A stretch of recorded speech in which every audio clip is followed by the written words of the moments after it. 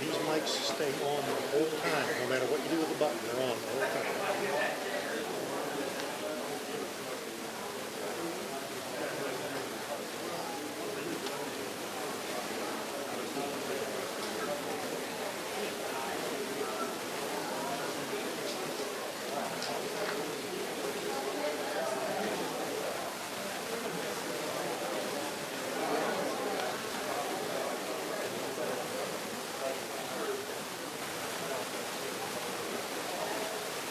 Okay, Kev, 4 o'clock. 4:00. You're on time, people. I'm glad to see you. Well, I need to get you out of here on time. I need to get off your cabin. Thank you. Time.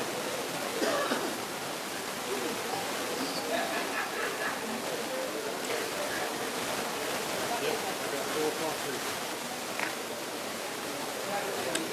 Kevin said it's 4 o'clock. Hey, you ready, buddy? All ready?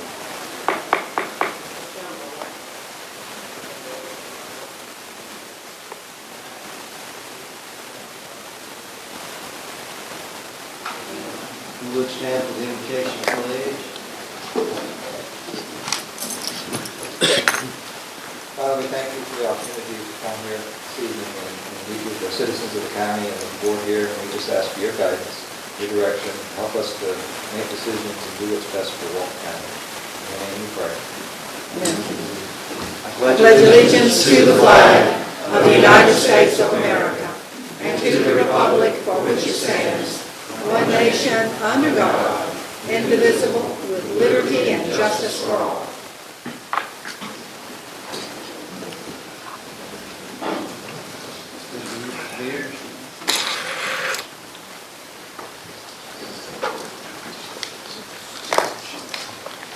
Mr. Chairman, we have additions and deletions. For additions on the consent agenda, we're adding item number 12, request approval for someone from Public Works to travel to Sumter County along with a representative of the Health Department to inspect a potential mobile health unit. Also under the County Administrator, adding item 4A7 to request to review the local Restore Committee draft resolution and bring back at the next meeting for approval. Number 4C, BCC Executive Director selection.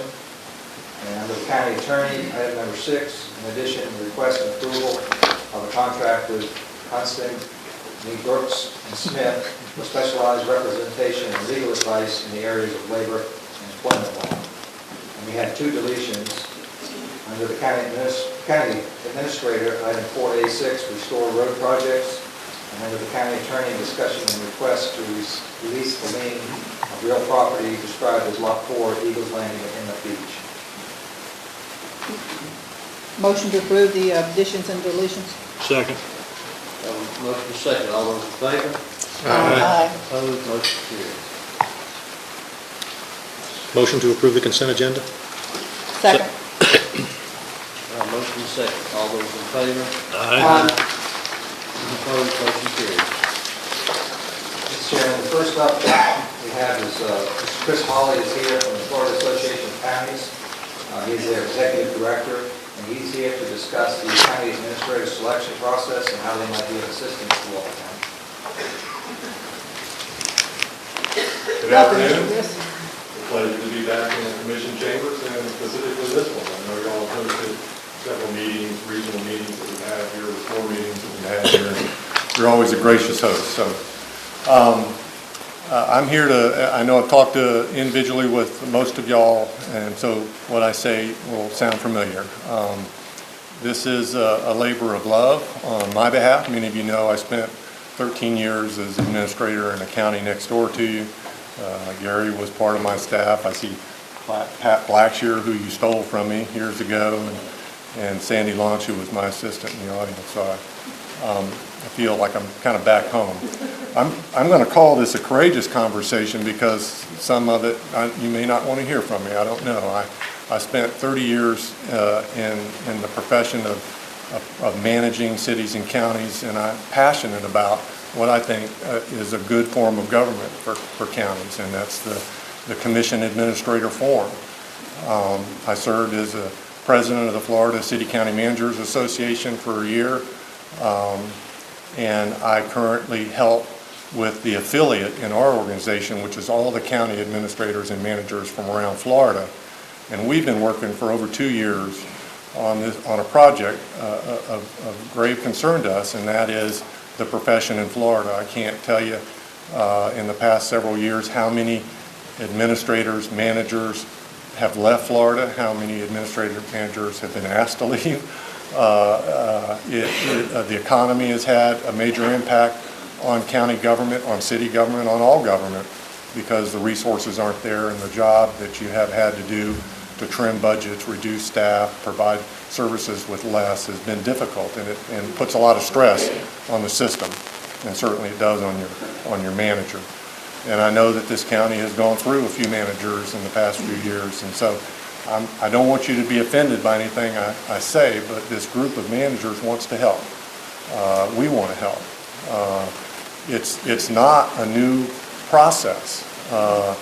The International City County Managers Association supports a concept called a range rider program. It's run through the FCCMA, the Florida City County Managers Association. It is a peer review process. It is a volunteer effort to help screen applicants, give you some advice, recommendations based on the knowledge of Florida's managers, and you certainly hope, I always advise commissions that it's best that you find someone with Florida experience. Florida is unique in the way we operate. We have constitutional officers. You have to understand that in Florida. We have Florida laws that are specific. So I think having some Florida experience is of a lot of value to an applicant for a position. So, and I think that the manager form, I know when I was recruited in Okaloosa, they were using the range rider concept and had a volunteer that helped the commission go through the screening process. If you've been around Walton long enough and you follow the news in Okaloosa, this is at a time in the early 90s when there were a number of lawsuits filed, there were sexual harassment charges, there were many problems that resulted from the 5 county commissioners running day-to-day operations and directing staff, and it doesn't work well. And so they adopted the county manager ordinance that specifically said that the manager is responsible for hiring, firing, and supervising the county employees, and the board sets policy, and the system works well. It worked well for the 13 years I was there. It worked generally well with Jim Curry to replace me when I left. So many of your neighboring counties have that kind of an ordinance. I got a call yesterday from Washington County, just to your east. They're going through a manager selection process. They've obviously heard this rumor that VAC is willing to help with this process and want me to come talk to them as well. And I was surprised to learn that both Washington and Holmes, who have the same county attorney, have both adopted the manager administrator ordinance, which ties back to Chapter 125 of the Florida statutes and specifically outlines the duties and responsibilities. So this group of managers, the 35 or 40 active county managers and administrators in Florida, not only are committed to helping with the placement of managers, but the work that we're doing is much broader than that. It's identifying the young and talented administrators in organizations throughout our state that are ready or are preparing themselves to lead. Many of us are old and gray like me, going to leave soon. The next generation is important. I believe strongly in succession planning. I think a manager's responsibilities include mentoring staff, identifying talent in your organization, preparing them to lead when the time comes, so that if your manager has to leave through illness or any other reason, then you've got people that are ready to step in and lead. It involves working with the universities throughout Florida that run master's programs that produce this talent, trying to get these people placed in internships within counties in Florida, and we're working very hard to try to connect the dots between the educational institutions in Florida and county government so that we have that talent pool to pick from. So what I've outlined to you is something that we've talked a lot about. I know it may not fit exactly what you want, and if it's not what you want, there's no harm, there's no foul. I will not be offended at all. As I've told you individually, this will be our first attempt at doing this. I've already talked to several managers in the region that are willing to volunteer to help. There are reasons why I've excluded being an official recruiter. FAC is not a recruiting company.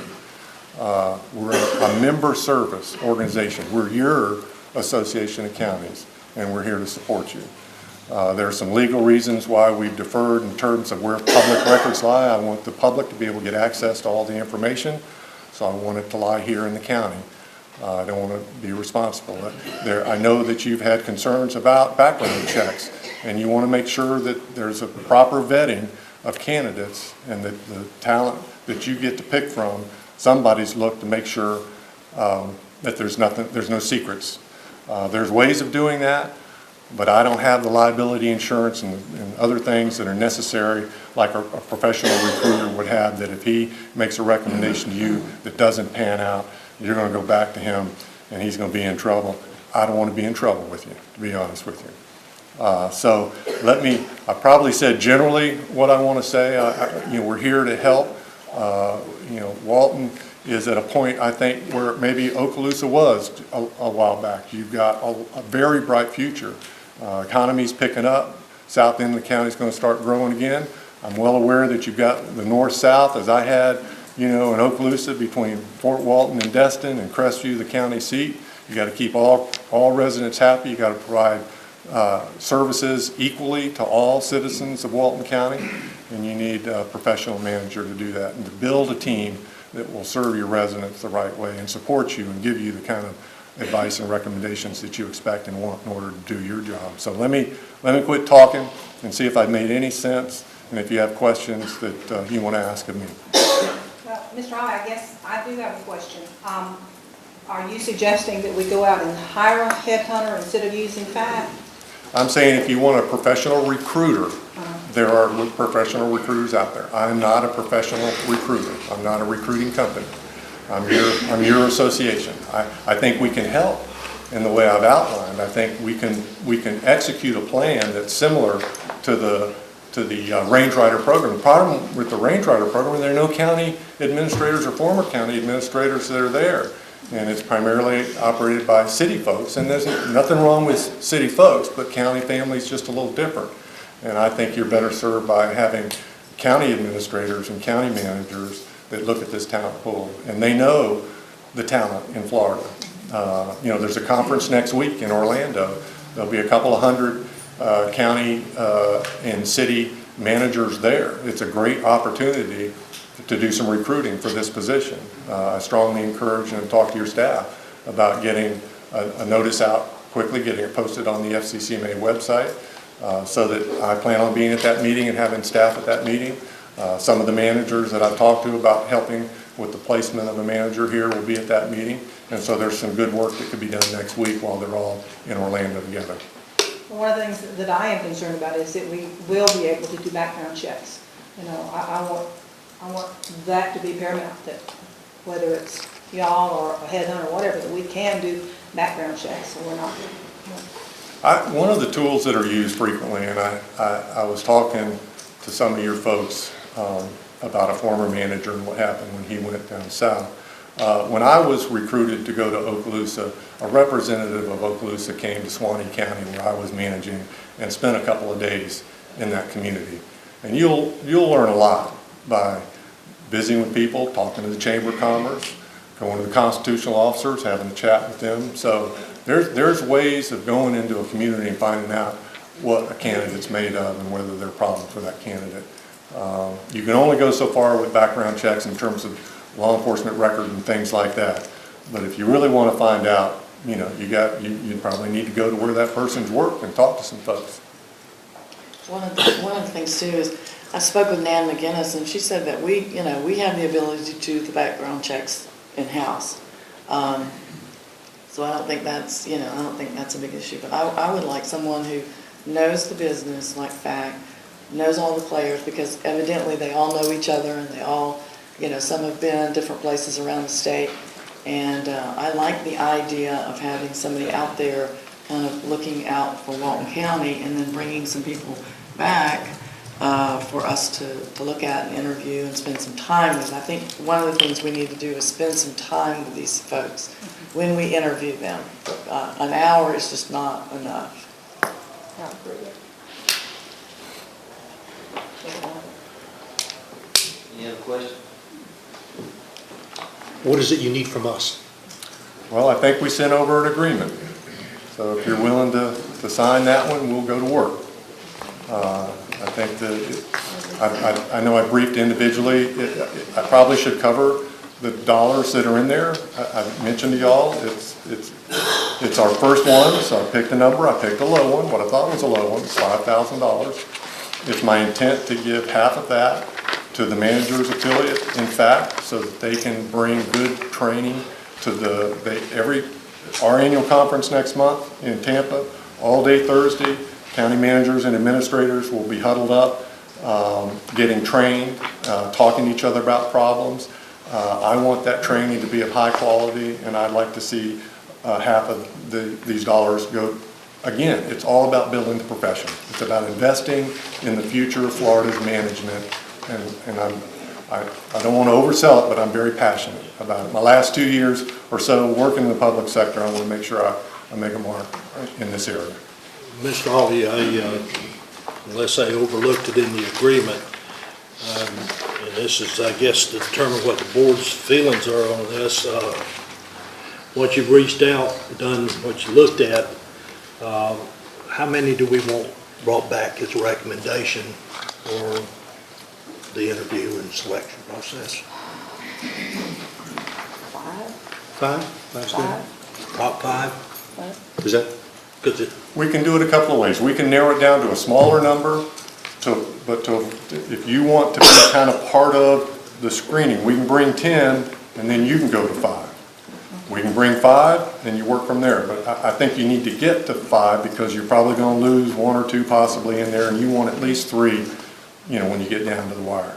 So we can get it to the small number 5 ourselves, or we can bring you 10 and allow you to look at those 10, and we can get it to 5 from there. I think about 10. 10, and we'll narrow it to 5, is that? That's my belief, it's narrowed to 5. Okay. Like 5. But I'd like to ask you also, in other words, you talked about there's a mixing of your efforts and then the county doing stuff like copying, overhead, and postage like that. Would it be better and more clear-cut just to have one function there and we pay you for that function? I'd rather, for public records purposes, I'd rather all the official records stay here in the county, so that when the local media and everything, they don't have to come to Tallahassee, they know where to go. You have your systems in place. When they have to make copies for somebody, they can do that. Gary and I have talked about, getting this stuff scanned or getting it in a file and forwarded electronically, and then I can manage it electronically.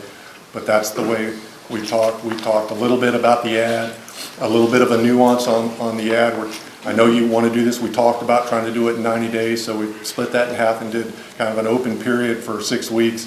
I prefer to not close hard and fast at a certain date. You've always got a few people that are out there kind of waiting that miss a date, and you may have a good candidate that wants to get in the pool. We have a suggested cutoff for applicants to be in and the screening process to begin, but if you've got a good candidate that walks in 3 days after a hard and fast deadline, it's open until filled, and that leaves you the flexibility of taking good candidates when they come forward.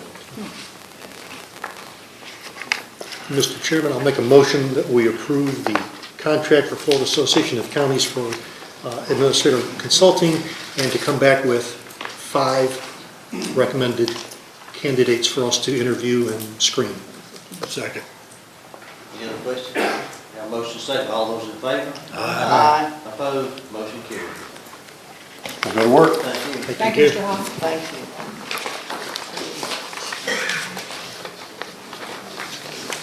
Mr. Chairman, the next item on the agenda, Public Works Department.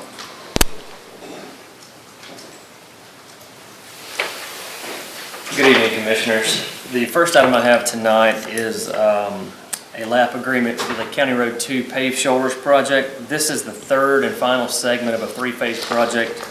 This segment actually begins at State Road 83 and continues to the Holmes County line.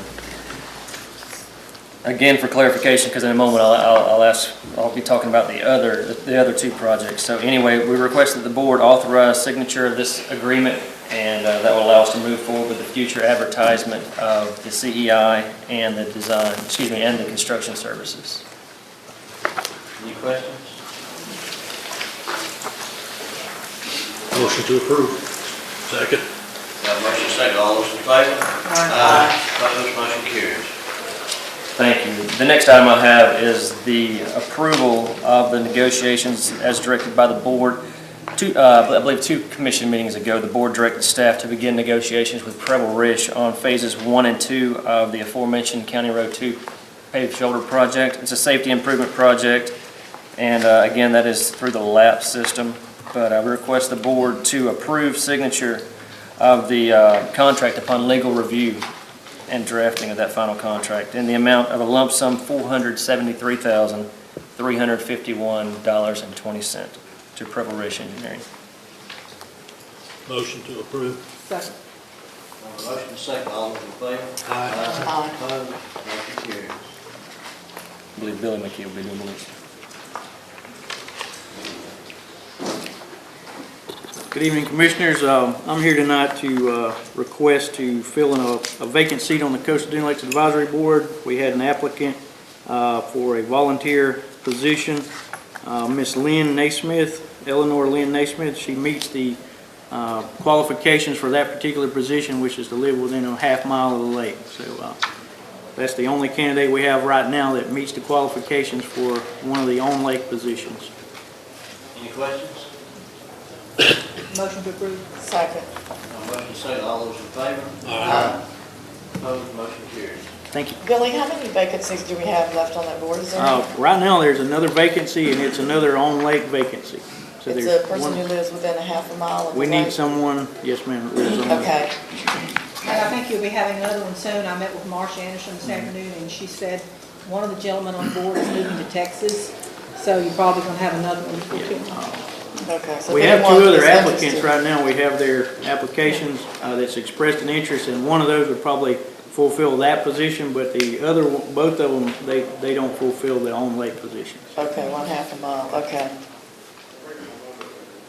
Mr. Chairman, next up is Mr. Stan Sunday with the Department of Corrections.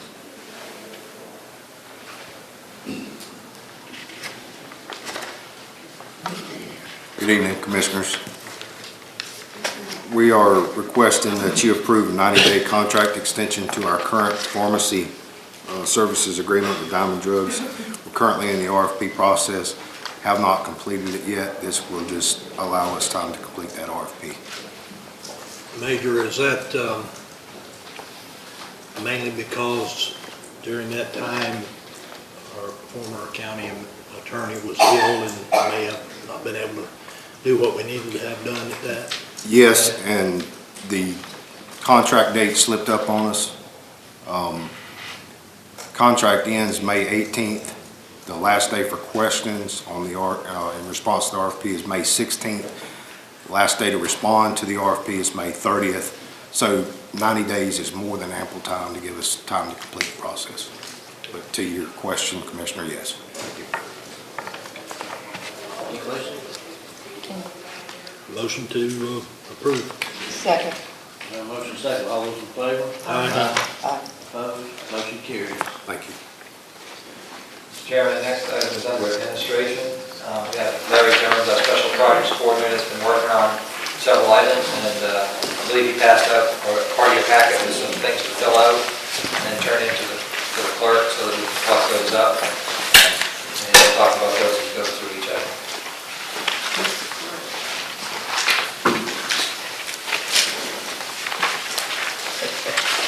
Thank you, Mr. Mears, Mr. Chairman, Commissioners. The first 3 items that we have listed are items that I've asked for some feedback from each of you. If you would pass those in, we will do some calculations on them and report back to you on those Which later one in you the want? meeting. I'm sorry? Which one you want first? You can just put all 3 of them together, and we'll collect them all and get them to the clerk. And Commissioners, I know I don't need to remind you to make sure you put your name on it. Yes, please sign, David. Well, this doesn't have a signature. Why don't you pass it in? That's something different. you want the 231 corridor thing right now? Yes, ma'am. And the 2 for storage project. You want all, Yes, everything put it all else together, to we'll- fill out. That's it. Yeah, that's it. Yeah, that's it. That's it. Gave us too much homework, Larry. I Homework mean, is you know. good. Homework is good. You don't want the That's new, protect- hang on to that one. You want the protective cover? No, that's for your, we're covering that now. We will review those, and if we can, Mr. Premier's come back later in the meeting when we have them scored out to give a report on how that came. The next item are the covenants, conditions, and restrictions for the Mossy Head Industrial Park. You have a draft in your board book, but I passed out a more recent copy that has just a few additions. I want to thank Ken Little, who is our liaison with the military in Edmond, who offered some very useful language for some of these that you'll see. If you look on page 3, you'll see the highlighted portion there that has been added. That was the only question that I had, Yeah. Mr. Jones, was that, you know, I was part of that small area study, and wanted to make sure that. And I appreciate you referring me to Ken, because that's very helpful. Then on page 5, there are 2 insertions for the height and the square footage of the allowable signs. And keep in mind, these signs are those that are inside the park. They're not high to be identified from roadways, so they're just directional signs in the park. And then if you'll flip to page 7, there's some additional language on antennas and stormwater treatment.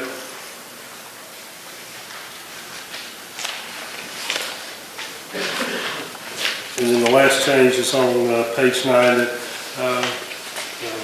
council asked us to add that in for legal fees in the event we have to take legal action to collect or ensure compliance.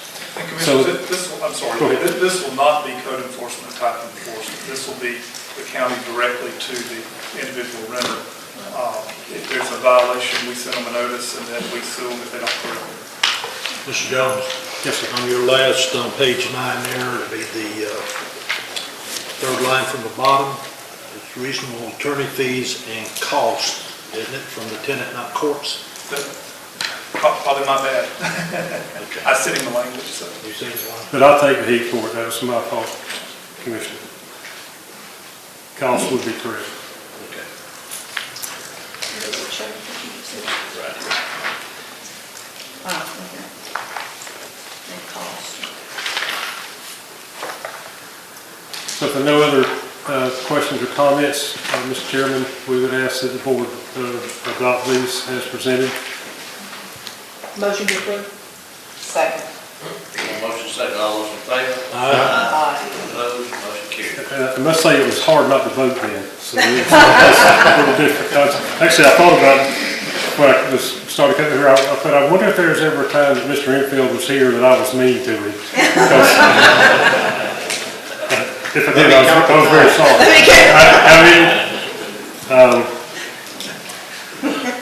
The next item is the update on the Mossy Head Industrial Park. Provided the update in your package. First, there you see we talk about land entitlements. We have approved an approved development order for the entire Mossy Head Industrial Park as a PUD. There's one change that we need to make to that PUD, and we passed out some suggested language that we would ask that we amend the PUD and add this language: that any construction complying with the standards herein shall be reviewed under the standards contained in the Walton County Land Development Code, section 11.04.00. What that will do will allow any development under the development order that's currently in place to go straight to building department for building review. All the other conditions will have been met through the PUD, so it's really streamlined the process and get these things moving. But in order for that to be effective, we have to take it to the Planning Commission as a change to the PUD and then back to the Board of County Commissioners. So all we're asking today is for you to allow us to submitted as a change to the PUD to the Planning Commission for their recommendation back to you. So we need to vote for that or just consent? Well, actually, we would need to vote. Okay. Motion to approve. Second. Have a motion second, all those in favor? Aye. Opposed, motion carries. Briefly, we'll go through the update. This is a big deal that this PUD is in place and ready to go. If we make that change, it makes development there much more simple and streamlined, and we get things moving. But the water is provided by the Mossy Head Water Works. It's in place and ready for service. The sewer, we have municipal sewer to the park now. It's in limited capacity. We have about 40,000 gallons a day of available capacity. If the governor's nice to us and signs the proposed budget, then we'll have about $3 million to build a state-of-the-art sewer facility there. So we're keeping our fingers crossed and sending kind words to Tallahassee how much we need those fundings.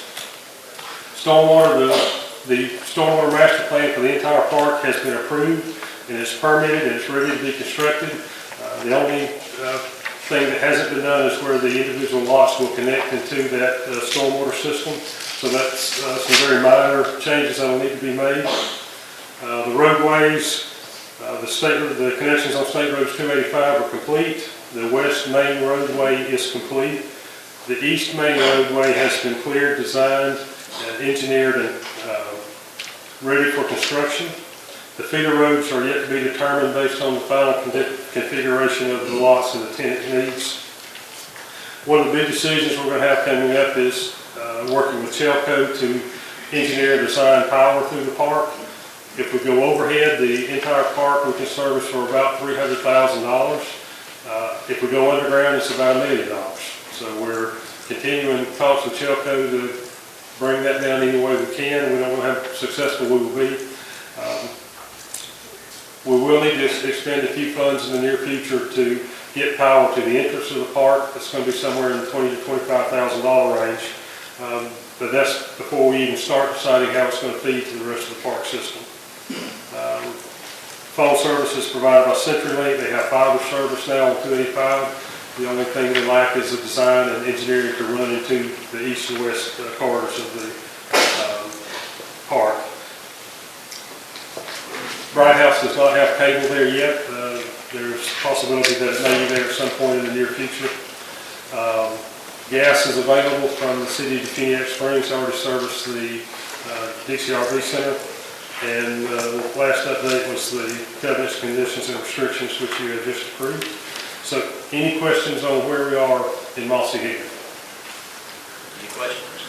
We appreciate the efforts of the commission to lobby the legislature and to get some funds in the budget, and we certainly hope the governor will see fit to sign those funds. The last item is you've been presented a resolution for your consideration regarding the Local Restore Act Committee. We're not asking for any action tonight, but we would ask you to review that and consider it at your next board meeting. And Commissioners, I need to, if you would go back to item 5, the update and request, we're not actually approving the change to the budget tonight. It would be a request to advertise the change. I just want to make sure the motion and second was for that purpose. Was advertised, yeah. Okay, I just want to make sure. Thank you. Any questions? All these passed down? Yeah, pass those. If you pass them out, I'll take those and I'll let you know, Mr. Chairman, when we have them.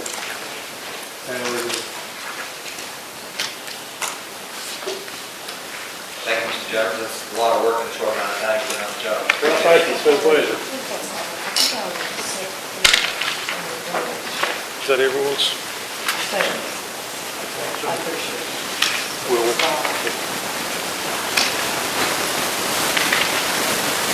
Mr. Chairman, next item.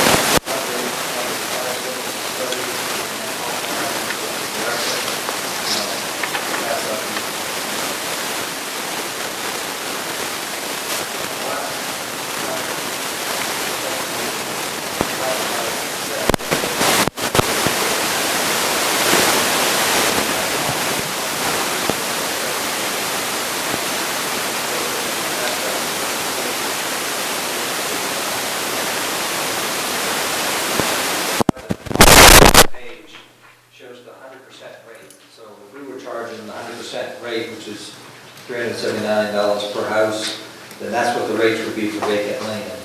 But if we're only charging 39% or 25%, which is what those, on the bottom of that page and the next page shows, it gives you an idea of what that vacant land assessment would be. And I'm looking for some direction from the board as to which one of those options to bring back on the 28th as part of our proposal for the rate resolution, the preliminary rate resolution. It can still be changed, but we'd like to know.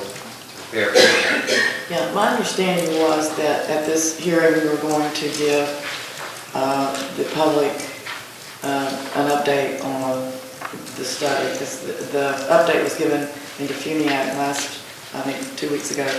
And I thought at this meeting, we were going to explain to the South Walton folks that are here the whys, wherefores of this fire study.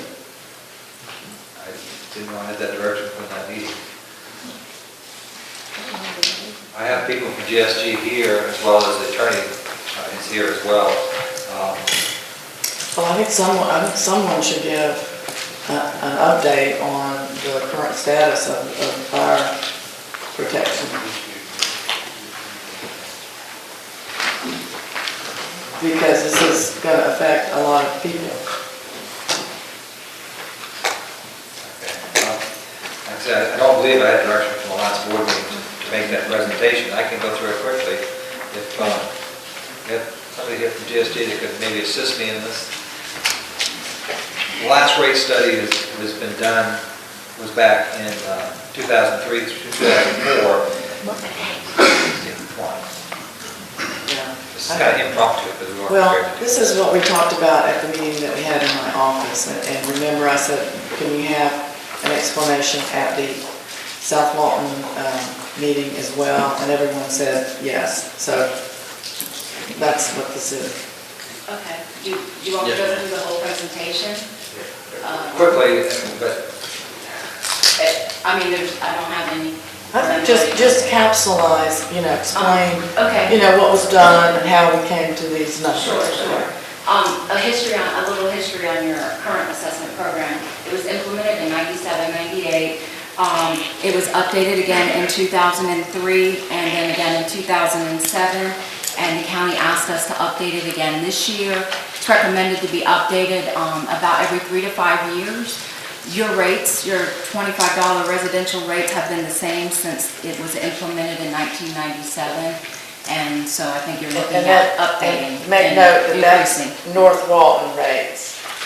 Well, actually, it's the unincorporated rates. It doesn't include the Argyle, Liberty, or South Walton, or any of the cities, except for Paxton. Okay, good. Thank you. Okay. The case law requirements, it has to have a special benefit to property, has to be fairly and reasonably apportioned amongst the benefited properties. The methodology that we use is the historical demand methodology, which is the most widely used, court tested and approved. The historical demand, the call data is your driving factor for your apportionment methodology. All single-family residentials of one rate.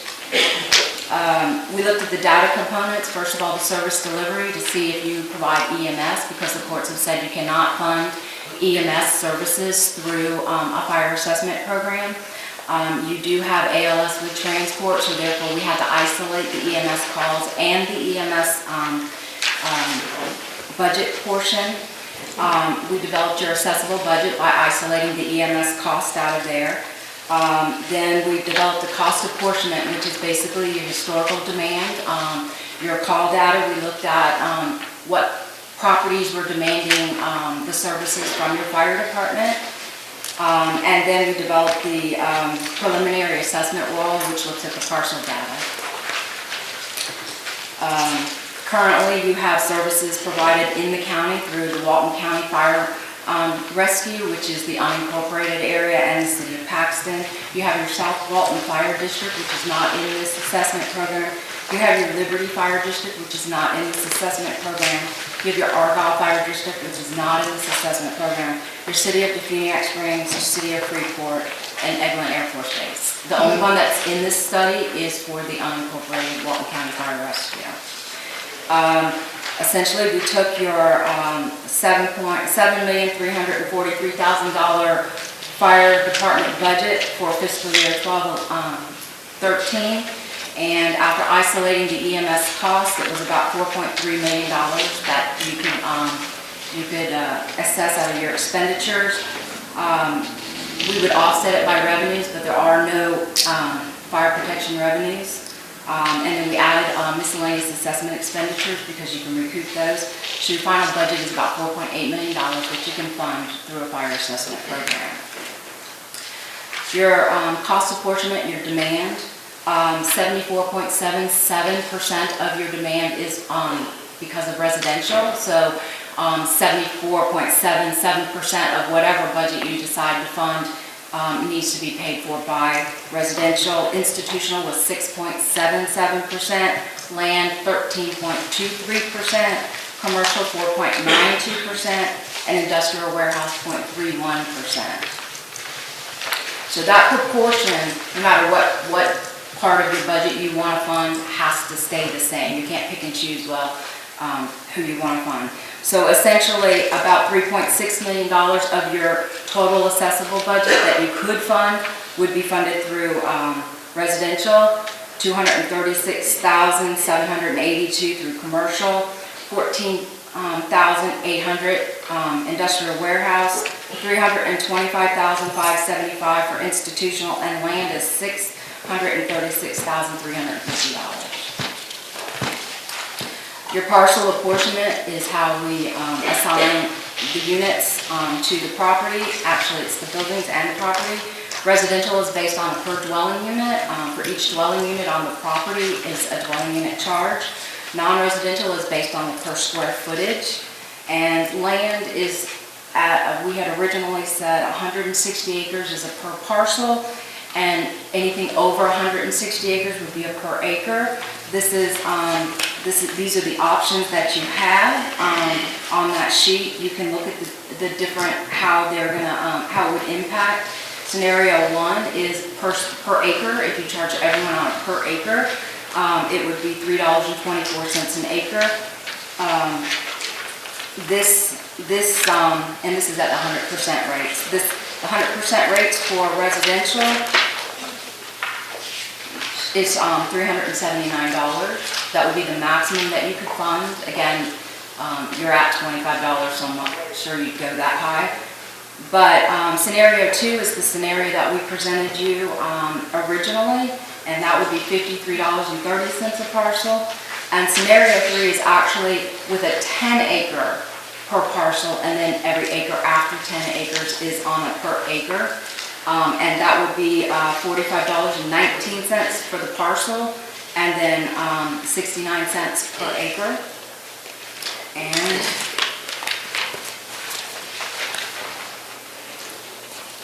I actually have all of the rates from the original presentation that we gave at the workshop with the scenario 3 land rates. And I mean, I'd be happy to read them to you. It kind of really doesn't make a whole lot of sense for me to go through, 10 scenarios, but I'd be happy to if you want me to. So we basically gave you your maximum rates, which is $379 for residential, 58 cents for commercial, 3 cents a square foot for industrial warehouse, 58 cents a square foot for institutional, and then I went through your land already. Currently, right now, you're funding about 6.5% of your total assessable budget at the $25 residential rate. Do you want me to go through the policies, the exemption policies?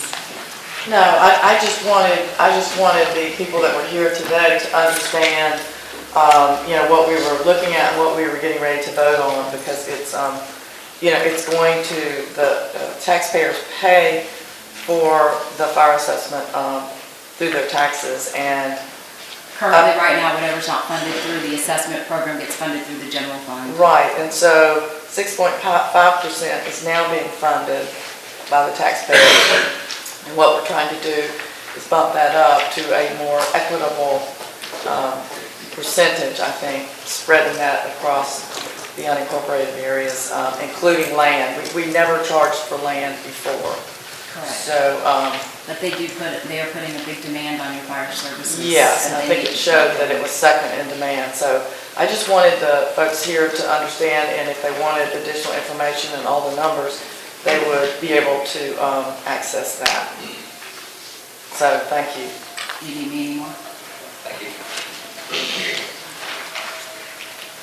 As I was saying, the top sheet has those three options on it. Is there any board preference on which one of those we include in our presentation on the 28th? Or do you want us to include all three of those?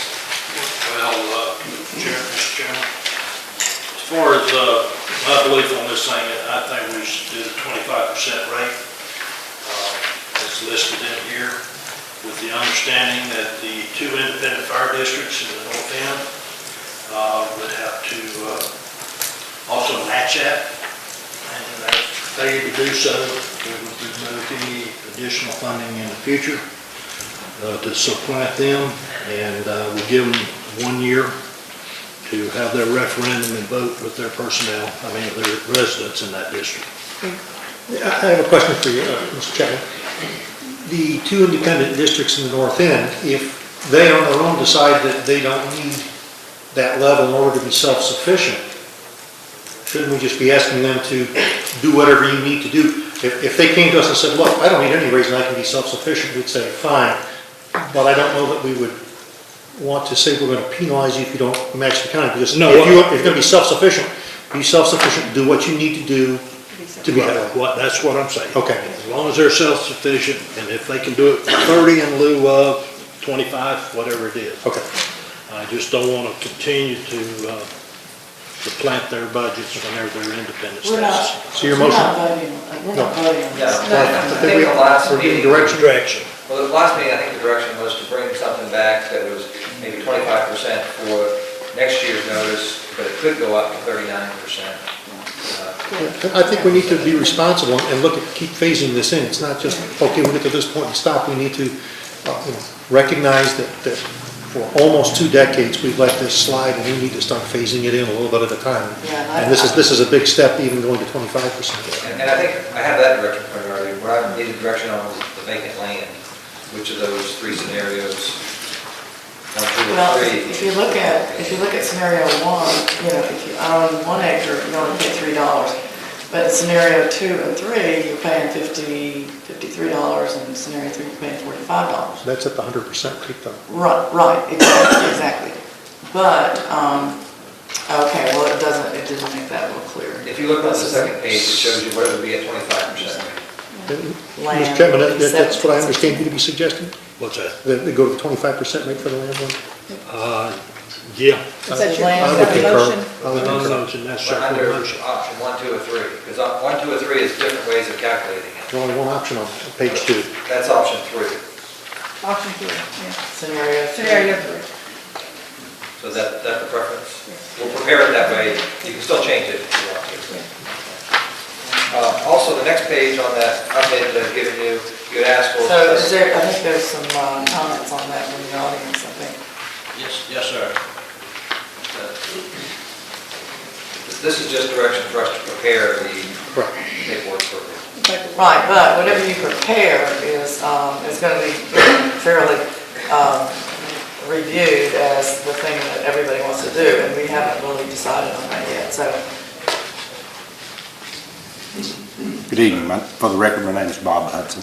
I just have a couple of questions. Y'all are privy to a document that the audience has not been able to see, was not We on. just got this too tonight. We just got I understand, this, but you're sitting here fixing to vote on something that the public's never seen.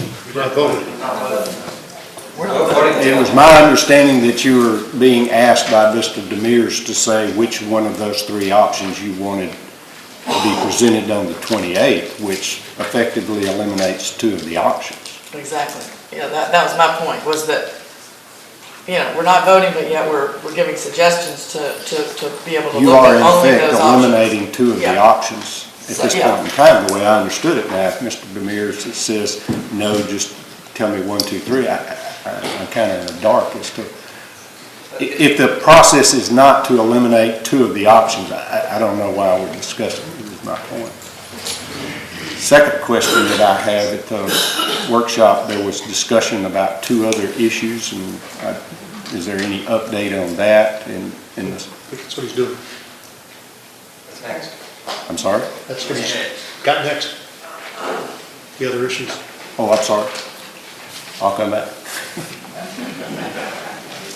The next item in your packet that I handed out was the station cost for the Freeport area. You had asked that we look into what it would cost to build 2 stations there to be able to serve the unincorporated areas of Walton County on both sides of Freeport. I've given you what the one-time capital cost would be, that we could build those stations and outfit them with equipment, and then what the new annual cost would be, and what the increase in what we're currently paying right now. Right now, we pay $275,000 to the city of Freeport to provide that service for us. We could build those stations for a one-time investment of about $340,000, and then the annual cost, instead of $275,000, would be $510,000, which is about $235,000 more than currently.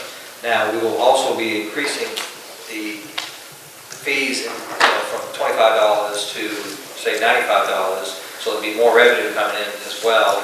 And also, as we work with Liberty and Argyle to be self-sufficient, we would have the money that we normally had provided to them to go into this budget as well. We currently give to Freeport the MSBU fees from the areas of the county that they serve, which is about $65,000 to $66,000. So if we do go to, just for discussion, if we go to a 25% rate, which is approximately 4 times that amount, with that and a 275, you've more than covered the cost of operating those 2 stations on an annual basis. So where we have to bite the bullet is to say, let's put the capital projects in place. And Mr. Chairman, I don't know if tonight is a night to make a motion on that, but I think that we need to go forward to be prepared at the beginning of the new budget year with stations in process, if not already in place, to do this. So is it appropriate for a motion? No, so we advertise it's just an update and request corrections. I just would, the direction has already been for the staff to investigate. We're still working on locations where we could put those 2 stations. We're locking down the cost a little bit more, so we'll continue to work in that direction. I understand we may have had an offer for some free land, so, which would be nice. There's a possibility for people that will come forward and allow us to have land to put stations on, so we're working on it. If we could get a station on the east side, along 20 someplace, and then another station out in the Basin Bayou area, then we can service both sides of it. The last item in that packet was just an updated schedule of what we're going to be doing. Some of the dates have changed, so we provided you with an updated schedule. But we're still looking at going out 3 to 5 years and making that top level 100%, I think. I don't know, everybody said it's going to be 3 to 5 years, but we need to start phasing in and whatever it takes. What I'm saying is that we don't just do it here and then stop waiting each year to come back and keep phasing in on a reasonable basis. Right. Well, one of the things she said was, you either lock it in for a time certain at certain rates to max out at a certain rate, and which I suggest might be the 100%, just because it is 100%. And I thought we agreed on that, Mr. Well, that's what I was asking. Are we still laboring under that? Our goal is to get to 100%. We're still laboring under that. But if we want to do a new study, then we have to, of course, re-advertise and all that, which I don't think is a major deal. But I just want to make sure we're still on board to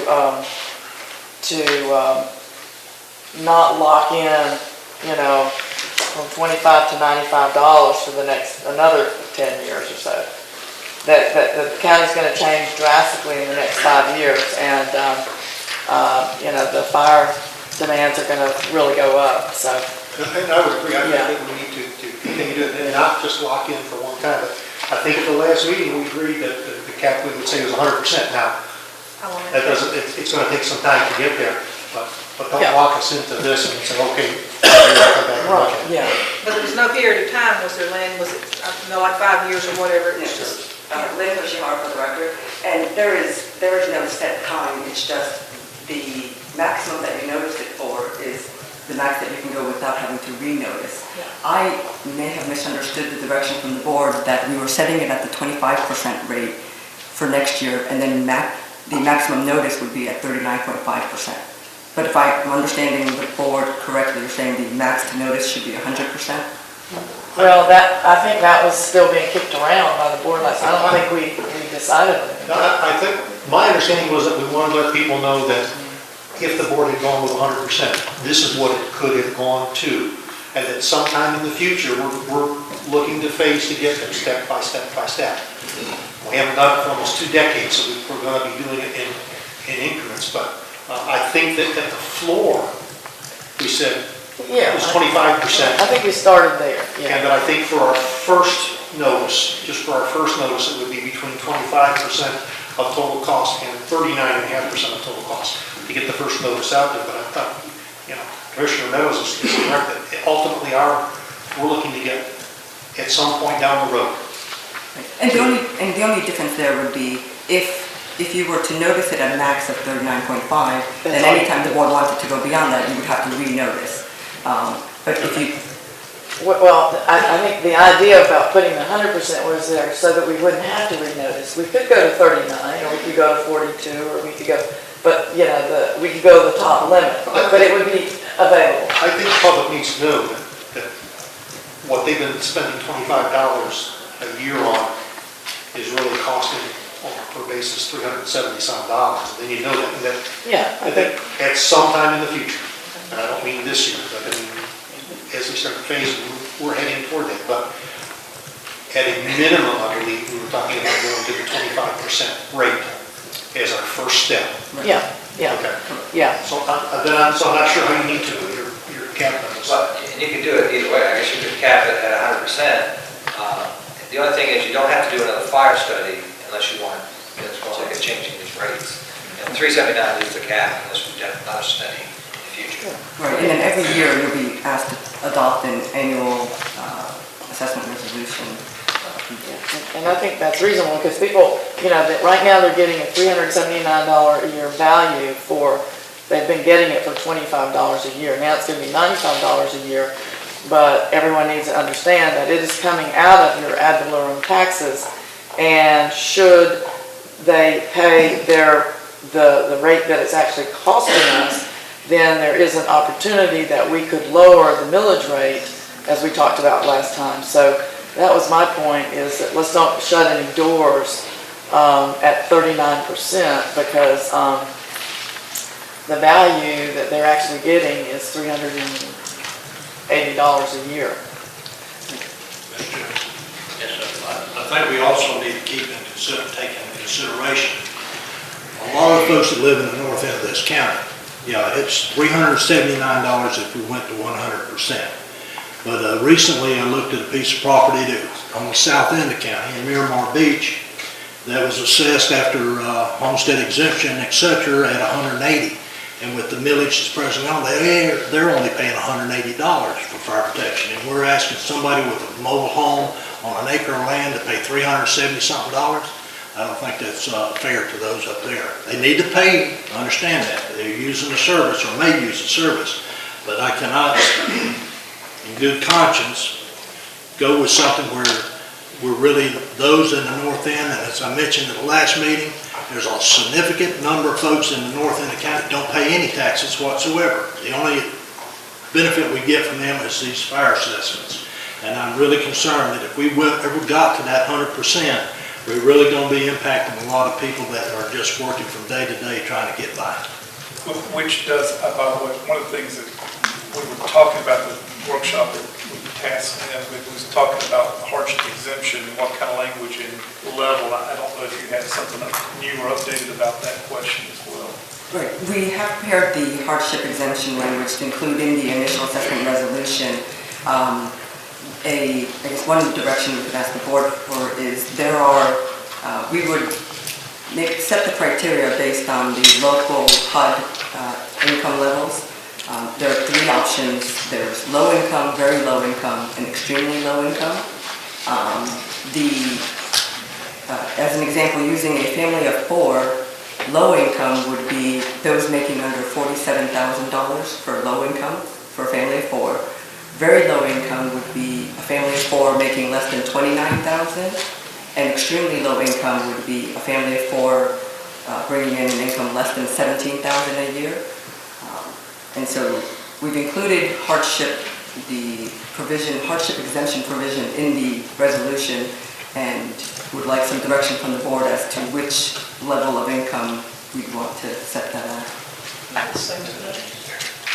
You know, this is really the first I've heard of what we had asked to come back with a clearer cut definition of what was going to be a hardship. This is the first I've been given any kind of information. I'm looking, an opportunity to look at that too. Lynn sent that to me earlier today, and I'll get that to all the commissioners, that resolution, and as well as those 3 levels of income, and, you know, like $47,000, a lot of people that fit in that category, so that's another. Commissioner rates. Yeah. Is there any way that you can assign numbers to that, like, you know, there's X number of households that, in Walton County that qualify for that, or X number that, is there any way you can get those numbers? How do you get that? We don't capture household incomes. Does census track? Doesn't the census track? Census data?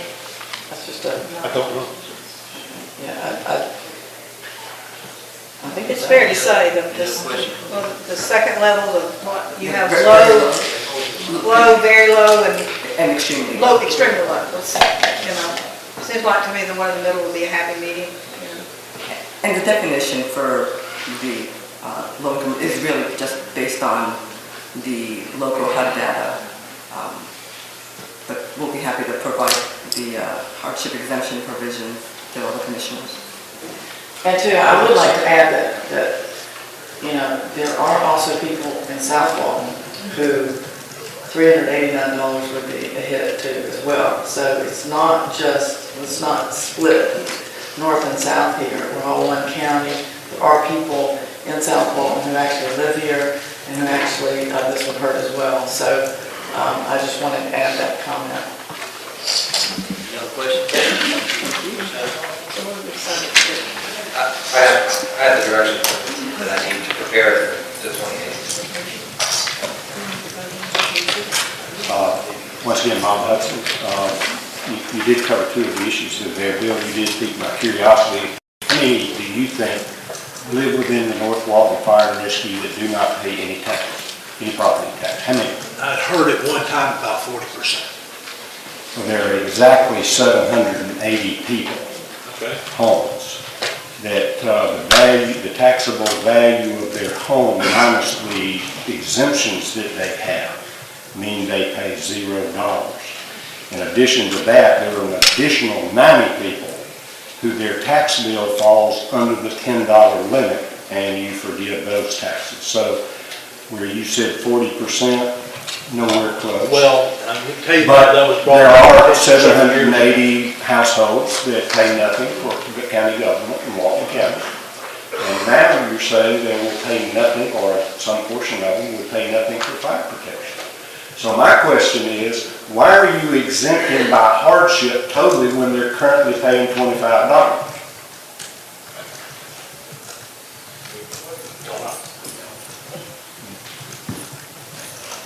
You know, this thing's supposed to be kind of fair and equitable to everybody, and so once again, you also exempted churches. I watched a TV program the other night, and in the city limits of the Funiac Springs, within a 5-mile radius, there are 29 churches that pay nothing for fire protection. Mr. Davis, how many schools do you have, and what is their value, and what do you pay for fire protection in schools? 15 sites, I don't think we pay them. They don't pay a dime. But yet those are very valuable assets that everybody is being asked to pay for versus pay some portion for that. So I really do think you need to look at whether we should exempt not-for-profits, whether we should exempt churches. They don't pay any property tax either, Mark.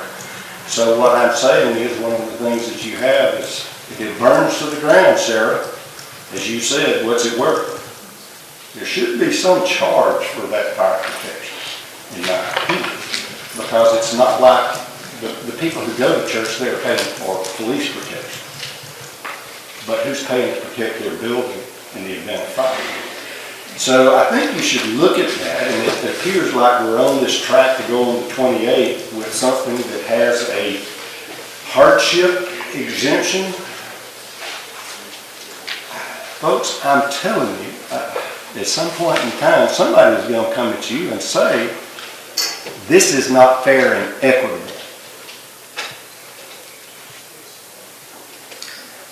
When you exempt people from every tax. I don't mind paying taxes. I just want to pay my share. What I don't want to pay is my share and half of Walton County's share as well. And I don't mean I pay that much tax, don't get me wrong. I don't even make what you make as a county commissioner. And things of that nature. But I think you need to look at this hardship exemption very hard. Why zero? They ought to pay something. And to answer your question, yes, you can figure the demographics of how many people would fall within that back to 2010 census. Those numbers are available there for you. Take a little work on somebody's part. So, Mr. Demers, if you could, I'd like a copy of everything you say you're going to deliver to the commission. You can make sure someone gets Yeah, this. I'd like to get that information well before the 28th meeting. And I don't disagree with you on anything you said except for the schools, because if the schools have to start paying it, then they're going to raise the school taxes. You know who's paid my taxes in Walton County more than anybody in the last 6 years? Mr. Davis. Well, not by himself. Well, The school board, you're correct. it took a vote, is what I'm saying. And Sarah, all I'm saying is fair at some point in time. You can exempt everybody. Why don't we just exempt everybody from paying anything? How's that? I don't have to pay, no one has to pay. Where's the money going to come from? Somebody said, well, we'll just go to Washington, D.C. and get it. I don't know. Sarah, I've always said to this board, you have tough decisions to make, and I appreciate you listening to me and listening to the taxpayers of Walton County. But at some point in time, you have to make a decision, and all we ask that you do is sit there, give us a reason that you voted the way you did, and vote what you think is in the best interest of all residents, not North Walton, South Walton, or anything else. Everybody in Walton County.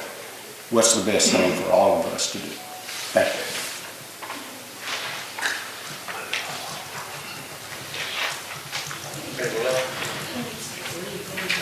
Next item on the agenda is the selection of the TDC Executive Director. There are some forms that you have previously seen, passing out some right now. There are 8 candidates that you've interviewed, and there's instructions on the form. I think you're already familiar with it. I'm ranking those, and the clerk can tally up the scores. And then from that, the clerk will announce the top 3 candidates, not in any order. She's by herself, she's going to get some help. Alex in here tonight. Cindy? I got a blank sheet. Cindy, do you have a blank one? I have a blank one now, Okay, yeah. here's mine. Hey, some of us are prepared. For the clerk, when you add it up, all you're doing is selecting the top 3, but not announcing any scores, just the top 3. Just the top 3, I don't No, list all of them. the commissioners are supposed to list all of them, but the clerk is only going to announce the top 3.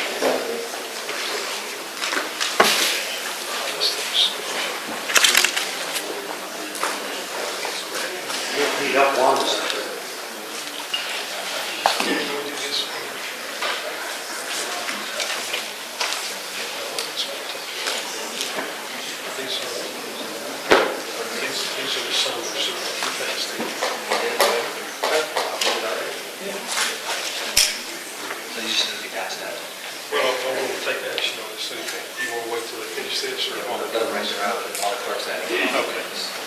talk, but you go at the same time, Mr. Jones, please. Mr. Chairman, might suggest that Mrs. Quimby is out in the audience and could handle this so that the clerk can be free to do the rest of the board chores while we're waiting a tally. It has to be somebody from the clerk's office. Has to be from the clerk's Doesn't office? have to be from the clerk's office? No, Oh, okay. Well, good. as long as we have the documents. Yeah, Ms. Quinn. Wanda? Bring your calculator. We'll make her responsible for doing this. It's so nice of Mr. McDill to volunteer Ms. Quimby for everything. It's so nice of him. You know, you're just such a good man. I can remember the times Mr. Jones used to volunteer me. That's because he has such confidence in you, sir.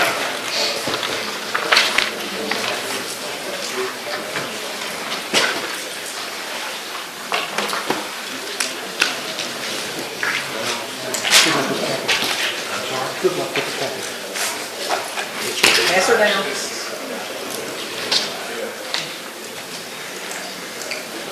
Mr. Chairman, if everybody has filled out those sheets while they're adding those scores up, Mr. Jones has added up the sheets that you passed in earlier. I'd like to pass them back out to each commissioner, and I believe he would like to come up and get some direction from the board on it.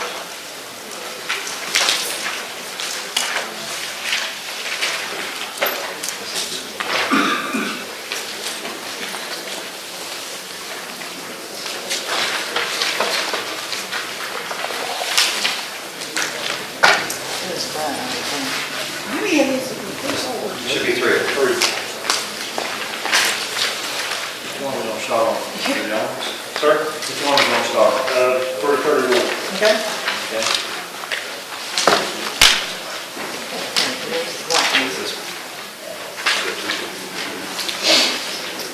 And for the record, the clerk has all of your original tallies for the record. So just so we're clear, what I asked you to do was to review the components of Chapter 13 of the Land Development Code and offer your opinion of which of those should be subjected to the 331 corridor standards. So by check mark, each of you identified those. This is a assessment of those check marks per category. What I would suggest is that those that receive 3 or more votes, so that would be 3, 4, or 5, as you see listed there, that you direct staff to begin working on language that would be included in the design development standards for the 331 corridor from the north shore of the bay up to the city limits of Defuniak Springs, or including if they so desired. As we move that process along, we can certainly add or take away from those, but I think there's a page missing in the, what's the last page you have, Commissioner? Street signs. Street signs. wasn't there more under the architecture? Other than roofing, siding, and, Colors, canopies. yeah, that's You not. have that? Here, let me try you. None of us got there. None of us got that. Well, We only have 2 pages. I'll be the only one. Well, you just wait a minute, then I can see it. So if you don't mind, what I'll read, I will share with you the ones that had 3 or more votes. Okay. And it was development width, buffer setbacks, lighting, parking, paving of parking areas, paving of on-site sidewalks, joint use driveways, cross-access corridors, coordinated circulation design, utilities, tree planting within the scenic setback, landscaping of vehicular use areas, allowable signs, main identification signs, and street signs. So it's a pretty good cross-section of standards. That would be a good place to start unless you have discussion, and I'll pass this if you want to look at any of those in particular. I'm sorry. Will you email that final to us, being we don't have page 2? Sure, we can get that to you. Thank you, sir. But just, if that's the direction the board would like us to go, is to start with those, with 3 or more and to start developing some of that language, I believe. You need a Motion, Mr. Chairman. Well, it said discuss term and approve components. I'll make that motion that we start with those that have 3 or more votes and start developing that criteria. Okay. Second. Got a motion second, all those in favor? Aye. Opposed, motion carries. And again, the clerk has the individual commissioners' tally sheets if anyone is interested in that. The next sheet is the Restore Act eligible projects evaluation. The percentages that you see there was an average of the 5 of each of your individual percentages. So for restoration and protection of natural resources and so on, would receive 16% of the funding. Mitigation to damaged fish and wildlife natural resources would be 7%. Implementation of federally approved marine coastal and comprehensive conservation management plan, including fisheries, would be 5%. Workforce development and job creation would be 27%. Improvements to state parks and coastal areas would be 2%. Infrastructure projects benefiting the economy or ecological resources, including ports, 22%. Coastal flood protection and related infrastructure, 7%. Planning assistance, 3%. Promotion of tourism, including recreational fishing, 7%. Promotion of consumption of seafood harvested from the Gulf region, 4%. And just to be clear, what that would do is take the whole pot of money, and as the local Restore Act committee receives, evaluates, and ranks projects, they would use these percentages as a criteria of the percentage of the total pot to be utilized in each of these areas. I would recommend, however, that we grant them some leeway, that if they've got a great project that may require 8% of the funds and it's a mitigation to damage to fish, that they can certainly come and ask this board for some relief from these criteria. So we don't make it so strict, but we simply give them some direction of the will of this board and how to spend the pot of money. So if there's no questions, Mr. Chairman, we would ask for a motion to approve these as the percentages for the funding. So moved. Some of these to me kind of merge together. And I think that's going to be the instance where we need to leave that flexibility. Yeah. Because there's some you can pull together and come up with a. Yeah, so, okay. But I think that the key, Commissioners, is just to know that, we don't want to fund one project. We'd like to fund a breadth of projects, but certainly we're not going to lock anyone's hands down or etch it in stone that we can't move from there if it's in the best interest of all involved. I agree. Motion, do we have a motion? Do you second? Second it, Have a motion second, all those in favor? Aye. Opposed, motion carries. Okay, and the last one is the ranking criteria and considerations. What we did here, we listed out the criteria that we were going to ask the local Restore Act committee to utilize in ranking the projects for the Pot 1 money, asking you to weight those so that they can use that as they consider those projects. Area impact received 5%, economic benefit was 23%, environmental benefit was 21%, ability to leverage other funding sources was 10%, long-term implications, the value or cost was 9%, shovel readiness 6%, comprehensive plan objectives 9%, comprehensive plan compliance 4%, capital improvement plan projects 8%, and funding amount requested 5%. So those are the criteria that we will ask the local Restore Act committee to utilize as they rate and rank projects for to recommend for your review and approval. These percentages would give them some guideline as to what's the most important as they're looking at those projects. Again, nothing etched in stone, but some criteria that says that in this instance we think that the economic benefit and environmental benefit are the most important aspects of the projects as we look at them. Any questions? Any questions? Motion to approve. Second. Got a motion second, all those in favor? Aye. Opposed, motion carries. So, thank you, Commissioners, for doing a great job on the homework. I hope it made the process a little faster and simpler. Thank you. Thank you. You did. Did we get those stars by name? Mr. Wonder, you still need some more time? Okay. We can move on to the next item on the agenda. We'll let you know. Next up, we have the interim TDC director, Mr. Stan Sunday.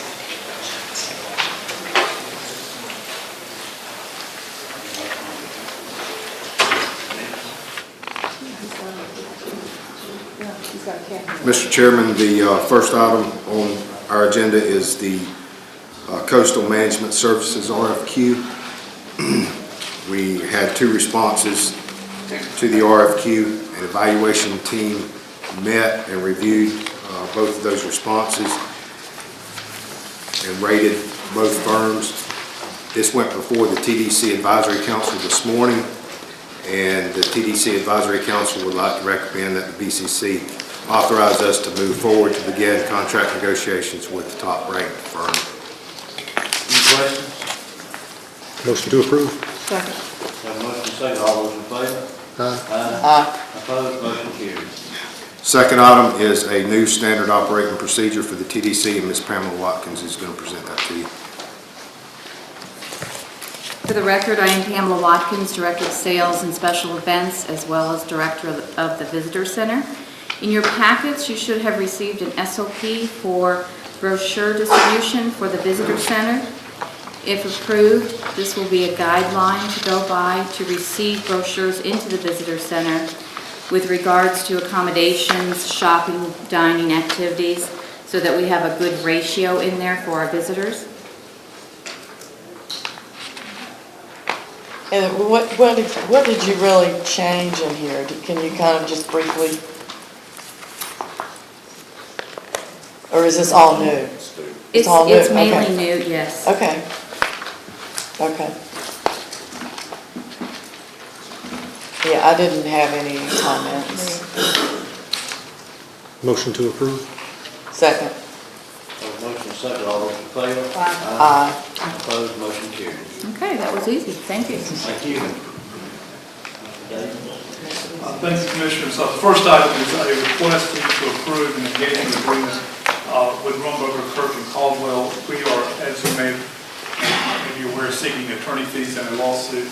We have to hire an expert to testify as to the reasonableness of our fees. I know that seems redundant, but we have to hire that expert, and I, along with Mr. Warner, have sought out Rumberger, Kirk to testify. I don't anticipate there will be a significant number of hours associated with this, but I'd like to approve the contract so we can down do the work. So moved. Second. Have a motion second, all those in favor? Aye. Opposed, motion carries. Thank you. I want to give you an update on my negotiations and discussions with Seascape regarding the salmon and coastal services. We actually met today. I've received some new information from them, which I need to verify, frankly. So we do not have an agreement at this point that I don't anticipate. I'm saying that in negative. I anticipate that we will have an agreement very shortly. They were very, very forthcoming, very cooperative, and I truly don't see us not reaching an agreement. The third item is Mr. Morrison. Mr. Morrison's here tonight. At the last meeting, I thought I had received direction, but had not actually, to enter into a license agreement with Mr. March. I've attached the license agreement in your package today. Essentially allows Mr. Morrison to do something he's done in the past, which is repair a overwalk and boardwalk on some property that we actually own. This license agreement just allows them to go on there and do that. It's actually required under his DEP permit. So I would ask the commission to approve the license agreement as it's presented to you. Any questions? Yeah, just one question. And Walton County does own those breezeways? Yes. Well, yes, ma'am. We own the part of the property that The repair is on? Yes. Okay. Motion to approve. Second. If I may, I've got some residents who would like to comment on that agenda item. Okay. Yes, sir. Yes, sir. Withdraw our motion. Let me just make one other thing clear. The license agreement is only for that portion of the property that the DEP permit applies to. That's how much you know. Right. You had the motion? Yeah. You want to have a second? I seconded it. We just suspend it for a minute. Yeah, we'll suspend it. We have a motion second, that's fine. I don't know where you want to wait, it's up to you. Okay. Thank you, Mr. Chairman, Commissioners. My name is Rick Peterman, and I'm an attorney here in the area. I represent a number of property owners in the Sea Island subdivision. My clients have some concern about some of the things that you've been told, and so we have concerns about who does own the breezeways, and we also have some concerns about the permissible uses of the breezeways. I know Mr. Davis said that the work would only be done on a portion of the property that the county owns, but I don't know whether he made it clear that the county in fact does not own the breezeways. I don't think he would argue with me about that. And I don't want to get into an argument about who owns what. My understanding on this portion of the property that Mr. Marsh is proposing to fix is property that the county owns under, and that's what I understood from the DEP permits. I just want to make sure. I'm not talking about the entire breezeways. I have no idea. Yeah, we really, this is really to repair that small portion of a walkover. And I think these other issues, who owns the breezeways, why are people draining into the breezeways, why are people putting fences in the breezeways, and who actually is a whole nother issue, in my opinion, that, you know, I don't particularly want to hear right now. I mean, it's not on the agenda, and we can actually put it on the agenda, but really what is on the agenda tonight is a very limited scope of repairing. There's a permit to repair that particular section of concrete on that portion that the county owns. So that would be my recommendation to the board. With regard to the permit, you'll notice a few things about the permit itself, including some representations that were made in the permit to DEP, and that the permit was issued based upon those representations. And I'd like to point those out to you, if I might. The permit has a certification under the category that says applicant information. And it says that I certify that I am either the owner of the subject property, or I have the owner's consent to secure this permit on the owner's behalf, etc., and that I will obtain any applicable licenses and permits. So again, I want to point out that the permit that you're talking about, that you want to make a decision on, that's attached to this license agreement, was issued by DEP based upon certain representations. Those representations are not accurate, and so the issuance of this permit is questionable. We've contacted DEP. They have told us that and we're going to submit some more information to them, but they have told us that if that information is in fact inaccurate, then there is no permit. I'd also point out to you, this permit has already expired. It expired April the 30th of this year. And so you can't rely on this permit as the basis to enter into a license agreement because it doesn't exist anymore. This is true. The permit has expired on April 30th. However, that does not preclude us from giving them permission to go onto the property that is the subject of the permit should they receive a subsequent permit. Right. And I understand Mr. Peterman's objections, and he can make those to DEP. Yeah, I mean, definitely. We understand that there's a lot of consternation about this particular breezeways.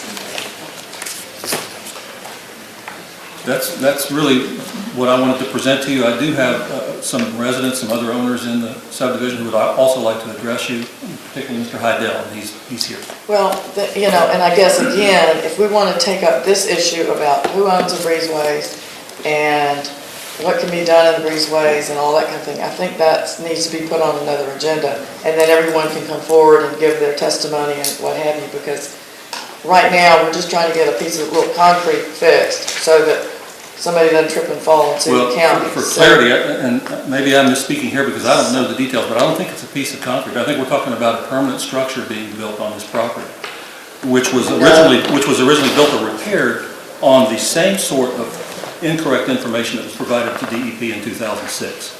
And I've got a copy of that application also. I understood just to repair a boardwalk and over. Yeah. So it's not a concrete. It's actually wood. Well, whatever material it is, it's to repair it. And if we want to get into the issue of who owns the breezeways, who has the right to do what in the breezeways, then I think we need to schedule a separate hearing for that, and then have that hearing so that everyone knows that we're having that hearing and can appear and say whatever they need to say. Does the board agree with that? Yes. It says it's for the sole purpose of removing and repairing the walkway. Yeah, that's all it should be. That's all it is. With your permission, I want to make one more point, and then I'll quit.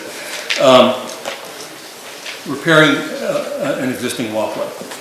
That walkway was the subject of a 2006 permit that was issued by DEP. And that permit was issued to a Curtis L. Simmons. Again, it was based upon the same incorrect information that was provided to DEP by Mr. Simmons, where he represented that he was either the owner or that he had the owner's consent. And so I'm simply pointing out to you that the walkway or the boardwalk, the dune walkover that's going to be repaired never should have been put there in the first place because of the incorrect information in this permit. But the fact is that it is there, and there's a lot of things in the county that should, shall I say, there's a lot of, I think what we do is we move along, we go ahead, allow him to go ahead and get this repaired, and then we put it on the June 2nd South Walton public hearing, and we can discuss the other issues of the breezeways. I think somebody needs to go out from the voter boards or whomever, find out all the information about what we're going to be talking about at that. Yeah, we will. There's a lot of All that information. right? There's a lot of information out there, and we're gathering it now, Okay. but we're not prepared to address it now. Just so the commission knows, Mr. Peterman told me, we've been gathering information about Sea Highway subdivision, lawsuits. There's been a lot of activity out there through the years. So yes, we'll be prepared by June. Yeah, we'll certainly be prepared, but we're not prepared today, but there's a motion and a second on the floor. And I call the question. and I hate to, Attorney's call the question. I call the question. Thank you. Have a motion second, all those in favor? Opposed, motion carries. Thank you, Commissioners. The next item is, the Code Enforcement Board has approved a conditional release of lien for a John Schlabach through Linda Watson, Realtor, Lots 2 Eagle Landing. I believe the lien was, conditional release of lien was in your packet. Any questions? Motion to approve. Second. Have a motion second, all those in favor? Opposed, motion carries. And in our continuing efforts to identify all the contracts and make sure we have them updated, we have presented to you an updated contract with Stangy, Brooks, and Smith. As you know, these folks have been providing us assistance in legal advice in the areas of labor and employment law for some time. I have to tell you, these folks are tremendous about responding. I'd love to continue this relationship, and I've asked you to approve your contract. Motion to approve. Second. Motion second, all those in favor? Opposed, motion carries. Thank you, Commissioners. Mr. Chairman, we have the results of the TDC Executive Director. I'll pass these balanced now. We get the top three candidates with the higher scores, in no particular order, were Robert Warren, James Bagby, and Mary Christopher. And we'd like to ask that you rank order those three and then pass those into the clerk, 1, 2, and 3. And then the top ranked person would be the person negotiated with the other two people. Who got the most votes? You want another point? Well, shouldn't we go with the person with the most? I thought that's what we were doing there, was Okay. taking the point total, and that was first, second, and third Yeah, candidates. nobody said anything. Not to narrow it to 3 and then go again. That's what the instruction sheet said, I was just reading it. Yeah. I'll tell you what the point spread was. Highest points was 123, James Bagby. Second highest was 114, Robert Warren. And third was 90 points with Mary Christopher. I make a motion that we start to negotiate with Mr. Bagby for the position of TDC Director. Second. Motion second, all those in favor? Opposed, motion carries. Along with that, Did you get on that? next item for the same item, TDC Executive Director, I'd like direction from the board on who you would like to appoint to negotiate with that top candidate for the employment agreement. I would think our attorney and you, Mr. Premier, you two. Yeah, I was going to say, that's one. I If you ask me to, I'll certainly be happy to do whatever you ask me. Mr. Davis, would it be inappropriate to have our TDC commissioner also part of this? Yes, because we've got to show Would you be able to do that? Yeah, I'll definitely be willing to do that, yeah. No problem? Okay. No, we do not.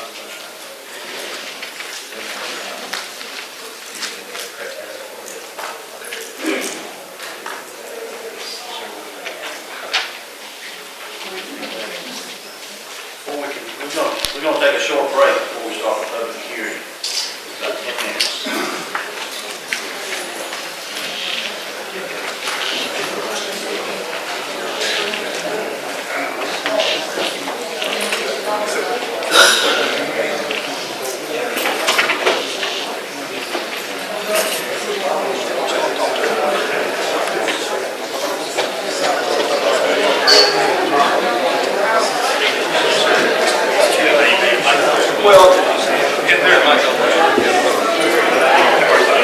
Appreciate you doing it again. Hope it helps out.